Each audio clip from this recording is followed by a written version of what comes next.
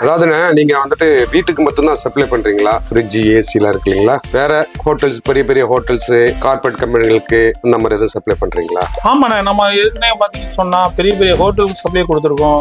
பெரிய corporate company, car companies எல்லாம் supply கொடுத்துருக்கோம். என்ன மாதிரி கார் கம்பெனி? அதுல பாத்தீங்கன்னு சொன்னா ரீசெண்டா BMW கொடுத்துருக்கோம், நிசான் கொடுத்துருக்கோம், ஹோண்டாய் க்ளோவிஸ் கொடுத்துருக்கோம்.